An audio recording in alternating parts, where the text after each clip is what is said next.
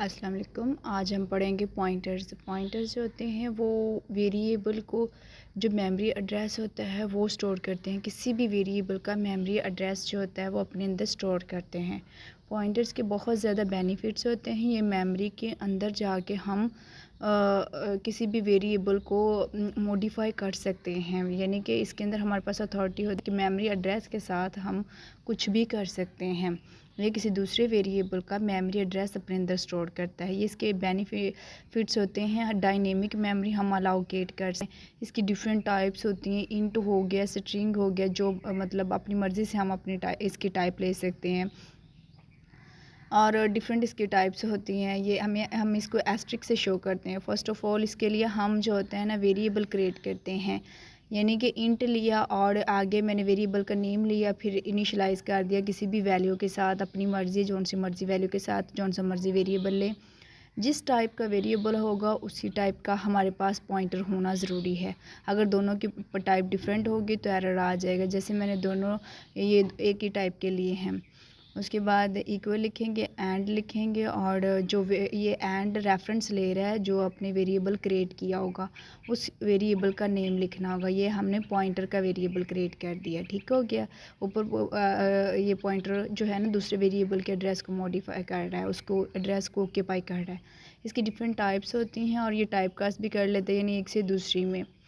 इसकी different type null, void, dangling, wild, near, far, huge, ये इसकी टाइप्स हैं। तो आगे इसके 3 वे होते हैं किसी भी पॉइंटर को लिखने की, यानी इंट लिखें और टाइप के साथ ही भले एस्ट्रिक लिख दें और आगे पॉइंटर लिख दें, या पॉइंटर के साथ एस्ट्रिक लिख दें, या टाइप और पॉइंटर के दरमियान जो स्पेस होती है उनमें आप पॉइंटर लिख सकते हैं। उसके बाद है डी रेफरेंसिंग पॉइंटर। हम डी रेफरेंस भी कर सकते हैं, यानी आपने लिखा ना इंट और एस्ट्रिक लिखा, फिर आपने पॉइंटर क्रिएट किया, ठीक हो गया। तो वो क्या कर रहा होता है, एक मेमोरी एड्रेस को ऑक्यूपाई कर रहा होता है। जैसे ये लाइक लिखा हुआ है 6ED9 ETC, तो ये मेमोरी एड्रेस को अगर हम एस्ट्रिक जो होता है वो साथ लिखा रहने दें तो साथ में क्या होता है, फिर उसको प्रिंट करवाएं तो वो एड्रेस वो मेमोरी की वैल्यू वो वेरिएबल की वैल्यू को करवाएगा प्रिंट, एड्रेस को नहीं। हम मॉडिफाई भी कर सकते हैं पॉइंटर को।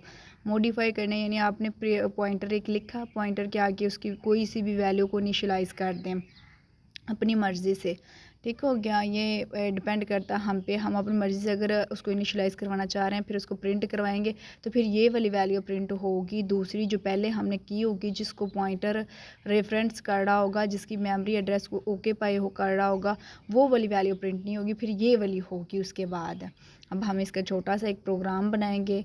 मैंने इंट मेन एक फ़ंक्शन लिखा है जिसके अंदर ये लिखूँगी, इंट लिखूँगी, और एक मैंगो का वेरिएबल मैंने क्रिएट किया कर लिया ख़ुद से। आप अपनी मर्ज़ी से जोन सा मर्ज़ी वेरिएबल ले सकते हैं और अपनी मर्ज़ी से आप इनिशियलाइज़ कर सकते हैं किसी भी वैल्यू के साथ। मैंने 90 के साथ कर लिया कि 90 मैंगोज़ हैं हमारे पास। जिस टाइप का मैंने वेरिएबल क्रिएट किया अब उसी टाइप का मैं पॉइंटर क्रिएट करूँगी। ये मैंने पॉइंटर क्रिएट किया, टाइप के साथ ही एस्ट्रिक लिख दिया, और पॉइंटर अपनी मर्ज़ी से आप उसको नाम दे लें कोई सा भी। आगे इक्वल लिख दिया, और इसको भी इनिशियलाइज़ किससे करवाना है आपने, एंड और मैंगो के साथ। जौन सा वेरिएबल आपने क्रिएट किया होगा उस वेरिएबल के साथ हमने इसको इनिशियलाइज़ करवाना है, ठीक हो गया। उसके बाद सी आउट करवाएंगे, सी प्रिंट यानी कि करवाएंगे मैंगो। मैंगो करवाया तो मैंगो की जो वैल्यू होगी ना 90 वो प्रिंट होगी जब मैं इसको 90 पे प्रिंट करवा रही हूँ। उसके बाद सी आउट करवा के जो वो पॉइंटर मैंने लिखा अब उसको मैं जो है ना प्रिंट करवाऊँगी, ठीक हो गया। तो पॉइंटर को क्या किया, प्रिंट करवा दिया। अब मैं सेव करूँगी। सेव आप किसी भी नेम से कर सकते हैं, इट डिपेंड ऑन यू कि आप कौन से नेम जो है ना प्रेफर करते हैं, उसके नेम से आप उसको कर सकते हैं सेव। उसके बाद हम इसको एग्जीक्यूट और कंपाइल करेंगे। ये एग्जीक्यूट और कंपाइल किया, ये टाइम लेगा, एरर्स दिखाएगा। अगर कोई एरर इसमें हुआ तो देन, अदरवाइज़ नहीं। तो ये देखें, पहला उसने क्या किया, उसकी जो वैल्यू 90 थी उसको उसने प्रिंट करवा दी। दूसरा क्या किया इसने, मेमोरी एड्रेस, ये जो मैंगो वेरिएबल जोन से मेमोरी एड्रेस पे पड़ा हुआ वो उसने प्रिंट करवा दिया। ये हेक्साडेसिमल की फॉर्म में हमारे पास आया है कि हेक्साडेसिमल की फॉर्म जो भी हमारे पास कंप्यूटर के अंदर होती है, आपने पढ़ी होंगी डिफरेंट नंबरों की फॉर्म्स। हम डी रेफरेंस भी कर सकते हैं वेरिएबल को।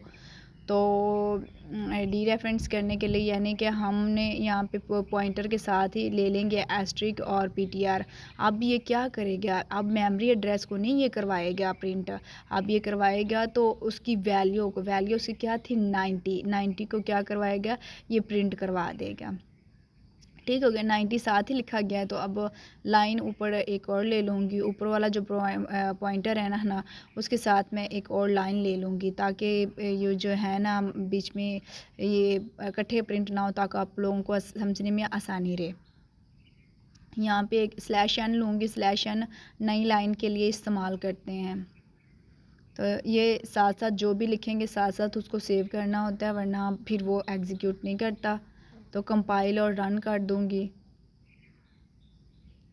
तो आंसर क्या आ गया हमारे पास, अब क्या आया, पहली 90 वैल्यू आई, फिर उसका मेमोरी एड्रेस, देन फिर उसने क्या कर दिया 90 को ही प्रिंट कर दिया। क्या किया, ऊपर वाली वैल्यू को प्रिंट किया, फिर हमने पॉइंटर को, फिर उसके बाद क्या किया था, हमने डी रेफरेंस कर दिया था वो पॉइंटर को, यानी कि हमने इसकी मेमोरी को नहीं, फिर हमने उसके रेफरेंस किसका लिया था, वेरिएबल की वैल्यू का, वो होगी प्रिंट।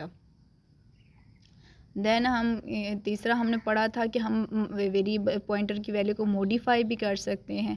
मॉडिफाई कैसे कर सकते हैं, वो भी तीसरा कंसेप्ट है, वो मैं आपको समझा देती हूँ कि कैसे कर सकते हैं।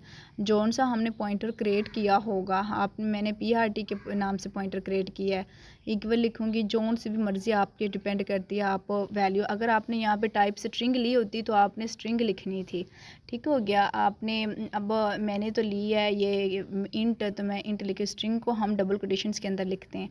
अब मैं मैंगो को प्रिंट करूँगी तो अब इसकी वैल्यू 23 प्रिंट होगी। अब ये नहीं है कि वैल्यू वो वाली काट दे ऊपर वाली 90, नहीं, अब ये 23 को प्रिंट करेगा क्योंकि मैंने उसकी वैल्यू को क्या कर दिया, मॉडिफाई कर दिया है।